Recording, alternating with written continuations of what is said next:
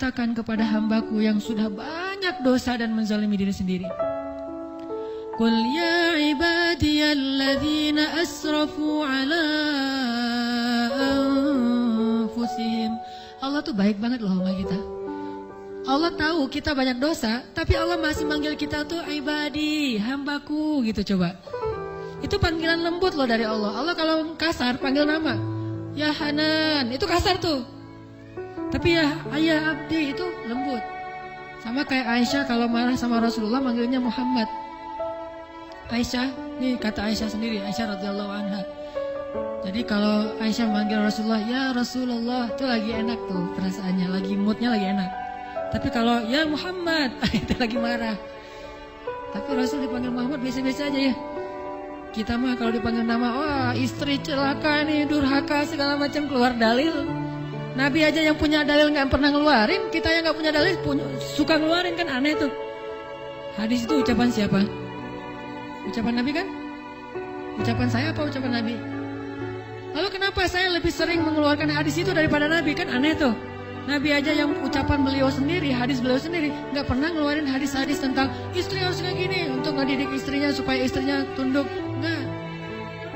Nabi mah ngeluarkan hadis itu kepada kaum muslimah dalam suasana yang nyaman. Tapi kalau lagi marah nggak mau pakai hadis, nggak mau pakai ayat. Kita kalau lagi marah ayat hadis keluar semua tuh. Jadi taklim kita itu bahan untuk marah gitu.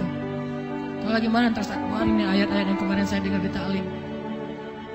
Allah tuh baik banget sama kita. Udah banyak dosa masih manggil abdi, ibadi. Kalau yang banyak mah qul ya ibadiyalladzina asrafu ala anfusihim.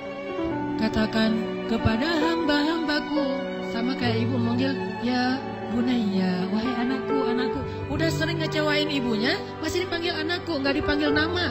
Saking maha baiknya Allah kepada hamba. Katakan kepada hamba-hambaku yang melampaui batas. Arti melampaui batas berarti dosanya tuh udah nggak kehitung, udah banyak banget. Dia buat zina, dia membunuh, dia minum khamar, kalau sekarang narkoba, dia pokoknya durhaka, ninggalin sholat, semuanya dia lakukan, termasuk perdukunan, syirik. Tapi Allah masih bilang, qul ya ibadiyalladzina asrafu ala anfusihim. Apa pesannya?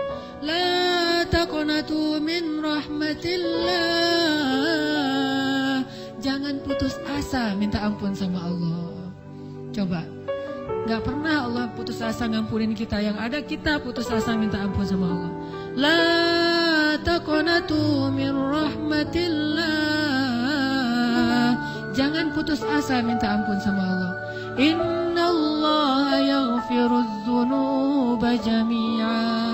Allah mengampuni dosa semuanya. Semua dosa diampuni. Tapi saya Allah pernah syirik. Innallaha yaghfirudz dzunuba jami'a. Saya pernah berzina ya Allah. Yaghfirudz dzunuba jami'a. Saya pernah durhaka sama orang tua ya Allah. Yaghfirudz dzunuba jami'a. Saya pernah minum khamar, saya pengedar narkoba ya Allah. Yaghfirudz dzunuba jami'a. Saya pernah mencuri hak orang lain ya Allah. Yaghfirudz dzunuba jami'a. Semuanya diampuni. Memangnya ada tempat lagi bagi kita untuk lari dan berserah diri kecuali kepada Allah? Kalau kita punya masalah, adakah tempat yang lebih baik bagi kita untuk datang curhat dan mengungkapkan semua masalah kita daripada Allah? Makanya Musa tahu hal itu. Dia labil memang, dia anak muda dan itu wajar. Tapi dia tahu dan yakin satu kebaikan. Bahwa selabil apapun, sebanyak apapun kesalahannya, dia selalu datang dan mengatakan Rabbi. Lalu mengakui kesalahannya. Zalamtu nafsi ya Rabbi. Salah lagi, bilang lagi, Rabbi zalamtu nafsi, ini gimana nih ya Allah, saya salah melulu. Salah lagi ya Allah, salah lagi deh. Salah lagi ya Allah, salah terus. Salah lagi ya Allah, tolong dong, saya pengen berubah. Terus aja gitu. Jangan datang kepada manusia, makin sering kita datang kepada manusia, kita makin rendah. Makin sering kita datang kepada Allah, kita makin tinggi. Datang lagi. Gimana cara datangnya? Gak susah, datang sama Allah tuh gak perlu dicari. Gak ada cerita, Allah lagi lowbat, gak ada. Kalau manusia kita japri, kita telepon lagi lobet dia nggak akan, atau lagi enak-enak telepon tiba-tiba mati teleponnya. Gara-gara kita teleponnya pakai WhatsApp call. Jadi kalau ada masuk telepon yang keputus gitu kan ya, cari yang gratis. Kalau ke Allah mah gratis dan nggak akan keputus. Kalau Allah mah gratis, tinggal gini doang nih. Jadi teleponnya nih telapak tangan kita ini adalah gadgetnya. Gini nih. Tekan nomornya gimana? Tekan nomornya itu tinggal ngomong, nggak perlu ditekan-tekan. Ngomong aja, Robbi, udah langsung terhubung tuh, kan cepet banget. Kayak ada telepon gitu ya, nama istri saya Sarah, sekarang dia ada di atas. Saya kayak misalnya saya mau nelpon istri saya, terus saya nyalain handphone, Sarah, halo, ya mantan saya Albi, Albi itu artinya kekasihku. Albi gitu kan, ada nggak telepon kayak gitu, bisa nggak? Ada ya, cuma jarang, saya juga nggak bisa nih, nggak tahu cara nyetelnya. Jadi kalau mau nelpon istri kita, istriku langsung calling gitu, dan dia langsung ngangkat, nggak lama-lama. Kita nunggu lama kok nggak diangkat-angkat, alasannya lagi kenapa sih nggak diangkat-angkat, maaf tadi lagi di kamar mandi misalkan, suka gitu tuh. Allah mah nggak ada cerita gituan. Miss call 10, yang ke-11 baru diangkat, nggak ada tuh.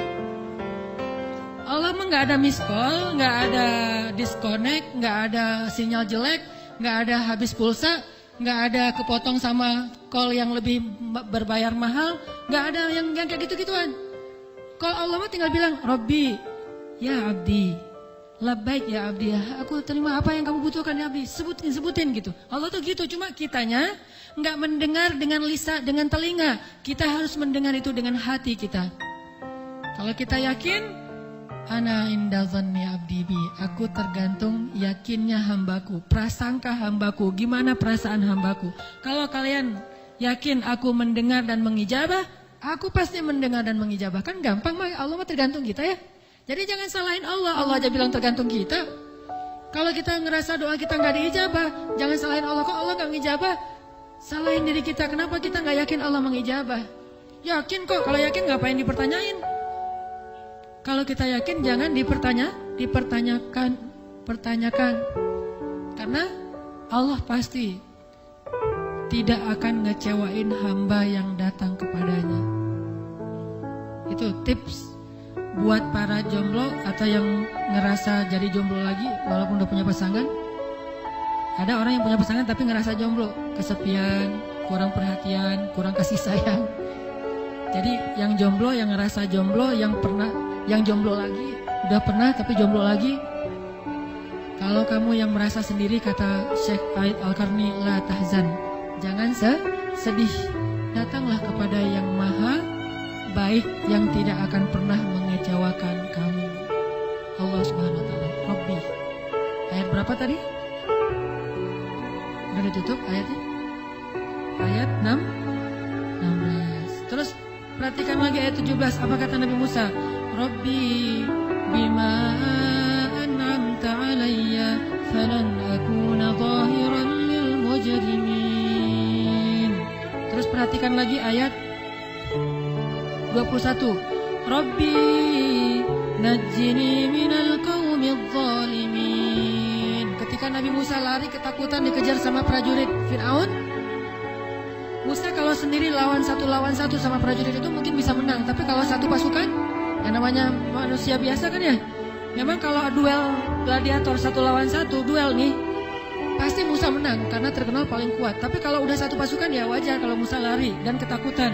Dalam keadaan kayak gitu apa kata Musa? Balik lagi ke Allah.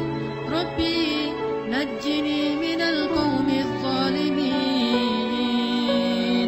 Terus berangkat nih Musa, udah selamat dari pasukan Firaun, terkatung-katung di tengah perjalanan, bingung mau kemana.